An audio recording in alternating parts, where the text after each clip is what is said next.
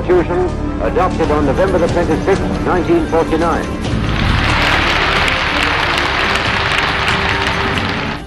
राष्ट्रपति महोदय, सर, मैं ड्राफ्टिंग कमेटी द्वारा निश्चित की हुई संविधान की रूपरेखा को प्रस्तुत करता हूं और निवेदन करता हूं कि इस पर विचार किया जाए।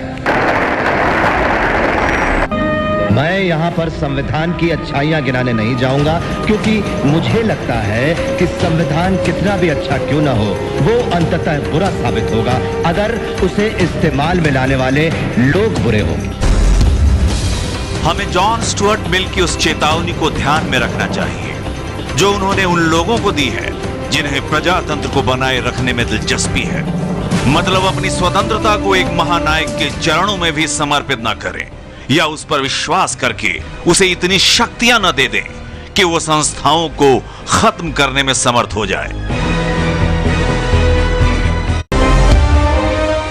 कोई पुरुष अपने सम्मान की कीमत पर कृतज्ञ नहीं हो सकता, कोई महिला अपनी पवित्रता की कीमत पर कृतज्ञ नहीं हो सकती और कोई राष्ट्र अपनी स्वतंत्रता की कीमत पर कृतज्ञ नहीं हो सकता।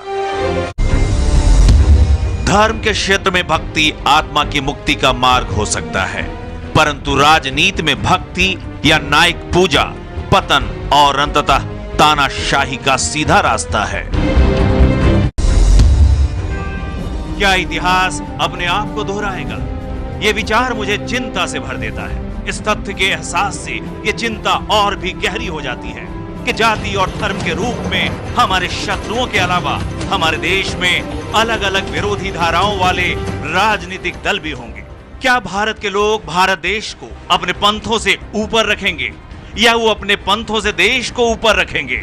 मैं नहीं जानता, पर इतना तो निश्चित है कि अगर पार्टियां अपने पंथ को देश से ऊपर रखती हैं तो हमारी आजादी दूसरी बार खतरे में पड़ जाएगी और शायद हमेशा के लिए वो खो जाएगी।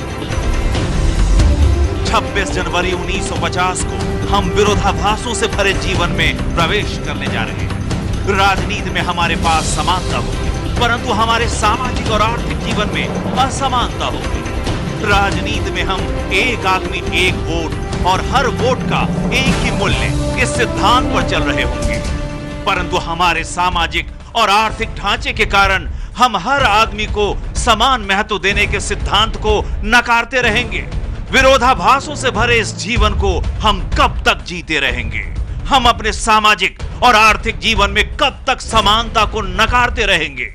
अगर हम लंबे समय तक उसे नकारते रहे तो हम अपने राजनीतिक प्रजातंत्र को खतरे में डालकर ही ऐसा कर रहे होंगे।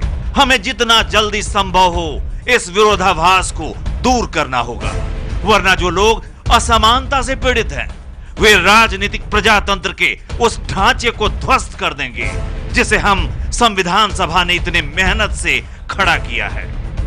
कि हमारे संविधान कितना भी बुरा क्यों ना हो, वो अंततः अच्छा साबित होगा अगर उसे इस्तेमाल में लाने वाले लोग अच्छे होंगे। इसलिए जनता और उसके राजनीतिक दलों की भूमिका को संदर्भ में लाए बिना संविधान पर कोई भी निर्णय देना या कोई भी टिप्पणी करना मेरे विचार में व्यर्थ होगा।